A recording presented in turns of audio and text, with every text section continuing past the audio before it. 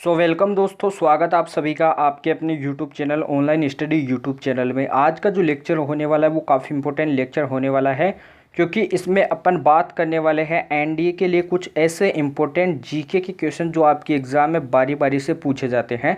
तो चलिए बिना टाइम वेस्ट किए आज के क्वेश्चंस को अपन देखते हैं। आज का जो सेशन है वो काफ़ी इंपॉर्टेंट सेशन है, तो इसको बीच में छोड़कर नहीं जाना है। तो चलिए आज के सेशन का जो फर्स्ट क्वेश्चन दे रखा है, धमाकेदार क्वेश्चन, इसे देखिए। क्वेश्चन क्या दिया हुआ है, 8वीं पंचवर्षीय योजना के समय भारत के प्रधानमंत्री कौन थे? मनमोहन सिंह, इंदिरा गांधी, पीवी नरसिम्हा राव या फिर नन ऑफ दीज। तो यहाँ से मैं आपको बता दूं, जो 8वीं पंचवर्षीय योजना है इस समय भारत के जो प्रधानमंत्री थे वो कौन थे? पीवी नरसिम्हा राव जी थे। राइट आंसर क्या हो जाएगा? C option. अगले क्वेश्चन को देखिए, नेक्स्ट क्वेश्चन क्या दिया हुआ है। जो आपका सेकंड नंबर का क्वेश्चन दिया हुआ है वो काफ़ी इंपॉर्टेंट क्वेश्चन दे रखा है। जनरल डायर की जो कमान के दौरान भारत में सैनिक कानून जो मार्शल लॉ था वो कब लाया गया था? तो इसके बारे में बता देता हूँ। जो मार्शल लॉ था वो कब लाया गया था? वो आपके लाया गया था 13 अप्रैल 1909 में लाया गया था, 1919 में। और कौन सा लॉ लाया गया था? आपके जलियांवाला बाग हत्याकांड कब हुआ था? जलियांवाला बाग हत्याकांड हुआ था 13 अप्रैल 1919 को हुआ था। अब मैं आपको बता दूं कि रोलेट एक्ट भी कब लाया गया था? रोलेट एक्ट को भी कब लाया गया था? 1919 में लाया गया था। इसे भी आपको नोट करना है। तो राइट आंसर बी ऑप्शन। अगले क्वेश्चन को देखिए, अगला क्वेश्चन क्या दिया हुआ है। इससे पहले अपन बात करते हैं, CH4 जो होता है वो आपका क्या होता है? मेथेन ग्रुप होता है, इसे मिथेन बोला जाता है। यहाँ से भी क्वेश्चन पूछे जाते हैं, ये कहाँ पे पाई जाती है? मिथेन गैस दलदली एरिया में पाई जाती है, धान के खेतों में पाई जाती है। और कहाँ पर पाई जाती है? मंगल ग्रह पे पाई जाती है। तभी इसको इंग्लिश वर्ड में नाम दिया गया है मार्स गैस। मार्स का मतलब क्या होता है? मंगल ग्रह को मार्स प्लेनेट बोला जाता है, तो इसी के अनुसार इसे मार्स गैस के नाम से जाना जाता है। अब क्वेश्चन दे रखा है, स्वच्छ भारत अभियान किस वर्ष खत्म हुआ था? 2 अक्टूबर 2014, 4 सितंबर 2013, 7 नवंबर 2015 या फिर नन ऑफ दिस। तो ये कब खत्म हुआ था? 2 अक्टूबर 2014 को क्या हुआ था? खत्म हुआ था। Right answer A option. Next question को देखिए, अगला क्वेश्चन क्या दिया हुआ है। केंचुआ पालन को क्या कहा जाता है? एपी कल्चर, वर्मी कल्चर, सीफी कल्चर या फिर एडी कल्चर। जो केंचुआ पालन होता है इसे क्या कहा जाता है? तो साधारण भाषा में बता दूं, इसे क्या कहा जाता है? वर्मी कल्चर कहा जाता है। मछली पालन को क्या कहा जाता है? यह आज का आपका पहला HW क्वेश्चन है। तो पहला होमवर्क का जो क्वेश्चन दे रखा है वो आपका दिया हुआ है कि मछली पालन को क्या कहा जाता है। तुरंत नोट कर लीजिए। अगला क्वेश्चन देखिए, अगला क्वेश्चन क्या दिया हुआ है। विद्युत आग बुझाने के लिए किसका प्रयोग किया जाता है? तो आपने नाम काफ़ी बार सुना होगा, कार्बन टेट्रा क्लोराइड। किसका सुना होगा? कार्बन टेट्रा क्लोराइड का उपयोग किसके लिए किया जाता है? वो आग बुझाने के लिए किसका उपयोग किया जाता है? कार्बन टेट्रा क्लोराइड, जिसे शो किया जाता है CCl4 से शो किया जाता है। ये भी आपको नोट कर लेना है। अब आपसे जो क्वेश्चन आ जाता है वो आ जाता है कि क्लोरोफोम का जो उपयोग होता है वो किसके लिए किया जाता है? क्लोरोफोम का फॉर्मूला क्या होता है? अन्यथा आप एक क्वेश्चन बताइए कि आपका जो मैग्नीशियम होता है, मैग्नीशियम का परमाणु क्रमांक कितना होता है? एटॉमिक नंबर कितना होता है, जिसे Z से शो किया जाता है? तो मैग्नीशियम का परमाणु क्रमांक होता है आपका 12। ये क्वेश्चन एग्जाम में पूछा गया है। आपको फॉर्मेट दिया हुआ होगा MgOH का होल ट्वाइस, आपको एक फॉर्मूला दे रखा है। तो इसमें मैग्नीशियम का जो परमाणु क्रमांक वो कितना होगा? 12 होगा। नेक्स्ट क्वेश्चन को देखिए, अगला क्वेश्चन क्या दिया हुआ है। लखनऊ अधिवेशन 1916 की अध्यक्षता किसने की थी? तो तुरंत बता दीजिए किसने की थी। ऑप्शंस दे रखे हैं, रास बिहारी घोष, महात्मा गांधी जी, WC बनर्जी या फिर अंबिका चरण मजूमदार। तो सबसे पहले बात करते हैं, लखनऊ अधिवेशन 1916 की अध्यक्षता किसने की थी? अंबिका चरण मजूमदार ने की थी। Right answer D option. बात करते हैं रास बिहारी घोष के बारे में, तो इन्होंने 1907 में सूरत अधिवेशन की अध्यक्षता की थी। किसकी अध्यक्षता की थी? सूरत अधिवेशन की अध्यक्षता की थी। बात करते हैं महात्मा गांधी जी के बारे में, आपने काफ़ी बार सुना होगा। इन्होंने 1924 में क्या की थी? बेलगांव अधिवेशन की अध्यक्षता की थी। किसकी अध्यक्षता की थी? बेलगांव अधिवेशन की अध्यक्षता की थी। अब बात करते हैं लास्ट आपके WC बनर्जी के बारे में, तो इन्होंने पहले अधिवेशन की अध्यक्षता की थी जो आपके कब हुआ था? 1885 में हुआ था। राइट आंसर आपको दिया हुआ है राइट आंसर डी ऑप्शन। अगले क्वेश्चन को देखिए, अगला क्वेश्चन क्या दिया हुआ है, म्यांमार से कौन सा राज्य सीमा नहीं बनाता है, मणिपुर, असम, मिजोरम या फिर नागालैंड। तो जो म्यांमार है इससे कौन सा राज्य सीमा नहीं बनाता है, तो आपको कमेंट बॉक्स में इसका आंसर टाइप करके बताना है। तो म्यांमार से जो सीमा बनाने वाला राष्ट्र नहीं है वो कौन सा नहीं है, असम नहीं है।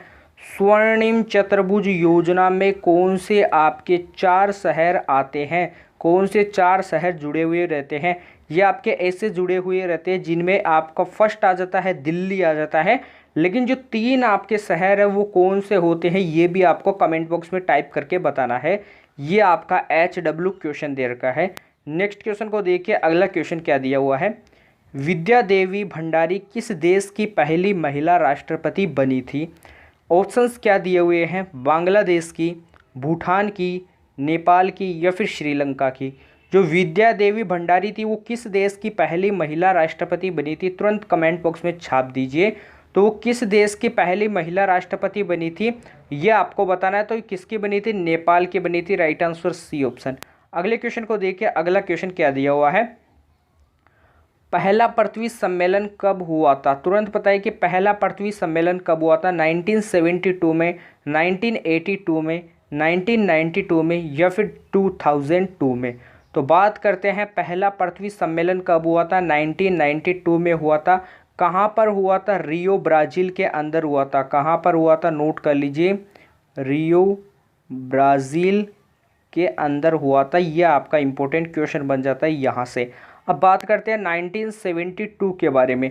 तो 1972 में क्या हुआ था, स्टॉकहोम सम्मेलन हुआ था। क्या हुआ था, नोट कर लीजिए, स्टॉकहोम सम्मेलन हुआ था। इसका नाम आपने काफ़ी बार सुना होगा।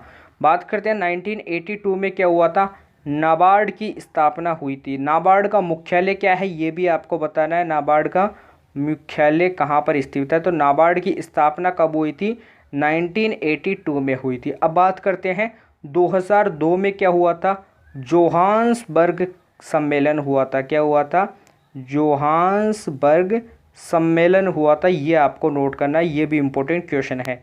अगले क्वेश्चन को देखिए, अगला क्वेश्चन क्या दिया हुआ है, भारतीय मानक समय रेखा निम्नलिखित में से किस राज्य से नहीं गुजरती है, उत्तर प्रदेश, मध्य प्रदेश, छत्तीसगढ़ या फिर तेलंगाना। तो बताइए कि जो भारतीय मानक समय रेखा है वो निम्नलिखित में से किस राज्य से होकर नहीं गुजरती है। तो वो आपके तेलंगाना से होकर नहीं गुजरती है, राइट आंसर सी ऑप्शन। कर्क रेखा कौन से देशों से होकर गुजरती है, कौन से राज्य से होकर गुजरती है ये भी आपको बताना है। शायद आपके 7 राज्य से होकर गुजरती है जिनमें से सिक्किम भी आता है। ऐसे आपके 7 या फिर 8 राज्य हैं तो उनके आपको नाम बताना है, उनके कौन कौन से राज्य है ये आप। स्टैच्यू ऑफ यूनिटी के वास्तुकार कौन थे बता दीजिए। तो ये भी आपका HW क्वेश्चन है कि स्टैच्यू ऑफ यूनिटी के वास्तुकार कौन है, तुरंत बताइए, ये भी एग्जाम में पूछा गया है। अगला दे रखा है, जैविक घड़ी किस ग्रंथि को कहा जाता है, पीयूष ग्रंथि, एड्रिनल ग्रंथि, पीनियल ग्रंथि या फिर नन ऑफ दिस। तो आपकी जैविक जो घड़ी होती है ये किस ग्रंथि को कहा जाता है, आपको याद रखना है, पीनियल ग्रंथि को कहा जाता है, राइट आंसर सी ऑप्शन। अगला क्वेश्चन क्या दिया हुआ है, अगला क्वेश्चन देखिए, कौन सा पड़ोसी देश है जो जल और स्थल से सीमा नहीं बनाता है। ऑप्शंस दे रखे हैं, पाकिस्तान, बांग्लादेश, भूटान या फिर म्यांमार। तो जो जल और स्थल से सीमा नहीं बनाता है वो कौन सा देश है, भूटान है, नोट कर लीजिए, राइट आंसर सी ऑप्शन। ऐसे आपके 3 देश आते हैं, सबसे पहले आपका आता है नेपाल, फिर आता है कौन सा, भूटान, कौन सा आता है, भूटान, और 3rd नंबर पे कौन सा आता है, अफ़गानिस्तान। कौन सा आता है, अफ़गानिस्तान, नोट कर लीजिए। अब ये जो तीनों आपके देश दे रखे हैं इनके बारे में मैं बता दूं तो ये केवल और केवल स्थल से ही सीमा बनाते हैं, किस स्थल से ही सीमा बनाते हैं। लेकिन जो आपको ये तीनों दे रखे हैं, पाकिस्तान, बांग्लादेश, म्यांमार, ये स्थल और जल दोनों से सीमा बनाते हैं। लेकिन नेपाल, भूटान और अफ़गानिस्तान ये केवल और केवल स्थल से सीमा बनाते हैं, जल से सीमा नहीं बनाते हैं। अगले क्वेश्चन को देखिए, अगला क्वेश्चन क्या दिया, तो अगला क्वेश्चन आपको दिया हुआ है, निम्नलिखित में से कौन सा स्थल औरंगाबाद महाराष्ट्र में स्थित है, हुमायूं का मकबरा, बीबी का मकबरा, रानी का मकबरा या फिर पंचमहल। तो जो औरंगाबाद महाराष्ट्र में स्थित है वो आपके कौन सा मकबरा स्थित है? बीबी का मकबरा स्थित है। किन्होंने बनवाया था? औरंगजेब ने बनवाया था। ये भी आपको नोट करना है, किन्होंने बनवाया था? औरंगजेब ने बनवाया था। अगले क्वेश्चन को देखिए, अगला क्वेश्चन क्या दिया हुआ है? भारत टोक्यो ओलंपिक में कौन से स्थान पर है? 46, 47, 48 या फिर 49? तो 48वें स्थान पर है, ये भी आपको नोट कर लेना है। बात करते हैं सिडबी बैंक का मुख्यालय कहाँ पर स्थित है, बताइए। तो सिडबी बैंक का जो मुख्यालय है वो कहाँ पर स्थित है? लखनऊ में स्थित है, तुरंत नोट कर लीजिए। अगला क्वेश्चन क्या दिया हुआ है? राष्ट्रीय उपभोक्ता दिवस कब मनाया जाता है? तो नाम सुना होगा, राष्ट्रीय उपभोक्ता दिवस आपके 24 दिसंबर को बनाया जाता है। 4 दिसंबर को कौन सा डे बनाया जाता है, ये भी आपको बताना है। 16 सितंबर को कौन सा डे बनाया जाता है, बताना है। 22 मार्च को कौन सा डे बनाया जाता है? 22 अप्रैल को कौन सा डे बनाया जाता है? सभी डेज के बारे में आपको बताना है। अगला क्वेश्चन दे रखा है, संयुक्त राष्ट्र के पहले महासचिव कौन थे? तो आपने नाम सुना होगा त्रिगवेली जी का। तो त्रिगवेली जी क्या थे? संयुक्त राष्ट्र के पहले महासचिव थे। नेक्स्ट क्वेश्चन दिया हुआ है, भारत की एकमात्र मिश्रित विश्व धरोहर कौन सी है? तो बताना है कि जो भारत की एकमात्र मिश्रित विश्व धरोहर है वो कौन सी है? तो वो आपकी कौन सी हो जाएगी? कालीबंगा हो जाएगी। कौन सी हो जाएगी? कालीबंगा हो जाएगी। इसे आपको नोट कर लेना है। ये क्या है? भारत की एक प्रकार की मिश्रित विश्व धरोहर है। नेक्स्ट क्वेश्चन को देखिए, अगला क्वेश्चन क्या दिया हुआ है? किस देश के संविधान से मौलिक कर्तव्यों को लिया गया है? तुरंत आपको बताना है कि कौन सा देश का जो संविधान है जहां से मौलिक कर्तव्यों को लिया गया है। ऑप्शंस आपको नहीं दे रखे हैं तो आपको मैं इसका राइट आंसर बता देता हूँ, रूस से लिया गया है। कहाँ से? रूस से लिया गया है। अगला क्वेश्चन देखिए, निम्नलिखित में से कौन सा पुरातात्विक स्थल भारत में नहीं है? मेहरगढ़, हड़प्पा, कालीबंगा या फिर चहुंदड़ो? तो निम्नलिखित में से कौन सा पुरातात्विक स्थल है? वो आपका कालीबंगा है, जो भारत में स्थित नहीं है। मेहरगढ़, हड़प्पा और चहुंदड़ो ये तीनों भारत में स्थित है। अगले क्वेश्चन को देखिए, अगला क्वेश्चन क्या दिया हुआ है? तो जो अपना अगला क्वेश्चन दे रखा था यहाँ पे थोड़ी अपन ने मिस्टेक कर दी है। भारत की एकमात्र विश्व धरोहर आपकी कालीबंगा नहीं है। कौन सी है? तो मैं बता देता हूँ, वो आपकी है कंचनजंगा। तो थोड़ा आपको इसमें करेक्शन कर लेना है, कंचनजंगा है, नोट कर लीजिए। अब बात करते हैं अगले क्वेश्चन के बारे में जो एग्ज़ाम में पूछा गया क्वेश्चन है। तो इस क्वेश्चन के बारे में बात करते हैं। सबसे पहले आपको बताना है कि काकोरी ट्रेन डकैती कब हुई थी? तो काकोरी ट्रेन जो डकैती हुई थी, शॉर्ट में लिख देता हूँ यहाँ पे, काकोरी ट्रेन आपको लिख देना है, आपकी डकैती भी। काकोरी ट्रेन डकैती कब हुई थी? 9 अगस्त 1925 को हुई थी। 1928 में क्या हुआ था? नेहरू रिपोर्ट पेश की गई थी। ये भी आपको नोट कर लेना है। बात करते हैं स्वच्छ भारत अभियान के बारे में, अपन ने बात कर ली है। अब आपका एक लास्ट क्वेश्चन आ जाता है जो एग्जाम में पूछा जाता है, भारतीय संविधान का कौन सा अनुच्छेद, भारतीय, नोट करना है आपको, भारतीय संविधान का अनुच्छेद 21A किससे संबंधित है? आर्टिकल 21A किससे संबंधित है, ये आपको बता देना है। तो इसके बारे में बता दूं ये किससे संबंधित है। ये है आपके 6 से 14, 6 से 14 वर्ष के बच्चों को अनिवार्य शिक्षा से रिलेटेड ये आपका कौन सा आर्टिकल 21 है। तो नोट कर लेना है, आर्टिकल 21A जो है वो किससे संबंधित है?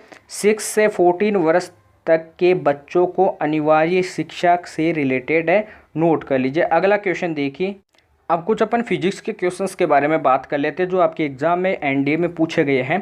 तो ये आपके पीवाईक्यू क्वेश्चन है। जैसे पहला क्वेश्चन आपको दिया हुआ है, एक विद्युत बल्ब का आपको वोल्टेज दे रखा है 220 वोल्ट। यहाँ पे आपको इसकी जो पावर दे रखी है पी की वैल्यू वो आपको दे रखी है 80 वोल्ट। तो आपको बताना है कि एक 110 वोल्ट पर प्रचालित किया जाता है तो शक्ति की वैल्यू कितनी होगी। अर्थात आपको V1 की वैल्यू ये दे रखी है, V2 की वैल्यू आपको 110 वोल्ट दे रखी है, तो आपको P2 की वैल्यू बतानी है।